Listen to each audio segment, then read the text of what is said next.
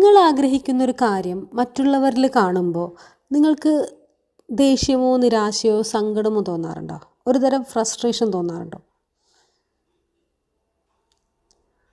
മനസ്സിൽ പറയാറുണ്ടോ, ദൈവമേ ഞാൻ എത്ര നാളായി ഇത് ആഗ്രഹിച്ചുകൊണ്ടിരിക്കുന്നത്, എത്ര നാളായി ഞാൻ നിന്നോട് ചോദിക്കുന്നത്, നീ എനിക്കിത് തന്നില്ലല്ലോ, എൻ്റെ ചുറ്റും നീ ഇത് കാണിച്ചു തരുന്നുണ്ടല്ലോ എന്ന് പറയാറുണ്ടോ? ദൈവത്തോട് പരാതി പറയാറുണ്ടോ?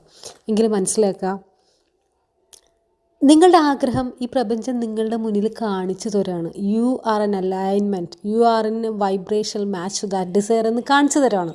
ഈ പ്രപഞ്ചം നിങ്ങൾക്കായിട്ടത് കാണിച്ചു തരുമ്പോൾ നിങ്ങളൊരിക്കലും അതിനെ തള്ളിപ്പറയരുത്. ഒരിക്കലും സങ്കടപ്പെടാനോ പരാതി പറയാനോ നിൽക്കരുത്. അങ്ങനെ പറഞ്ഞാൽ നിങ്ങൾ ആ ആഗ്രഹത്തിൽ നിന്ന് ഒരുപാട് അകലേക്ക് പോവുകയാണ്.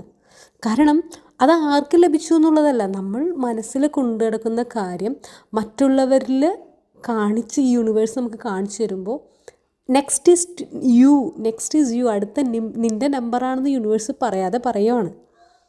അപ്പോൾ അത് നമ്മൾ എന്ത് ചെയ്യണം? സന്തോഷത്തോടെ, ഒരു എക്സൈറ്റ്മെൻറ്റോടെ നമ്മൾ യെസ് പറയണം, അത് സ്വീകരിക്കണം. അല്ലാതെ വിഷമിക്കുകയല്ല ആ സമയത്ത് വേണ്ടത്. വിഷമിച്ചാൽ നിങ്ങൾ വൈബ്രേഷനിൽ അലൈൻഡ് അല്ല. നമ്മൾ ആഗ്രഹത്തിൻ്റെ ഫ്രീക്വൻസിയിലേക്ക് വരണ്ടേ നമ്മൾ. അപ്പോൾ ഇനി നിങ്ങൾ ആഗ്രഹിക്കുന്ന വാഹനമോ, നിങ്ങൾ ആഗ്രഹിക്കുന്ന വീടോ, അല്ലെങ്കിൽ നിങ്ങൾ ആഗ്രഹിക്കുന്ന രീതിയിലുള്ള റിലേഷൻഷിപ്പോ എന്തും മറ്റുള്ളവരിൽ കാണുമ്പോൾ, അത് കാണുമ്പോൾ നിങ്ങൾ എന്താ പറയണ്ടേ? Yes it's coming to me, yes it's coming to me, yes എൻ്റെ ആഗ്രഹം എന്നിലേക്ക് വന്നുകൊണ്ടേയിരിക്കുകയാണ്, എൻ്റെ ആഗ്രഹം എന്നിലേക്ക് വന്നുകൊണ്ടേയിരിക്കുകയാണ്. ഈ പ്രപഞ്ചം, യൂണിവേഴ്സ് എനിക്കായത് ഒരുക്കിക്കൊണ്ടേയിരിക്കുകയാണ്.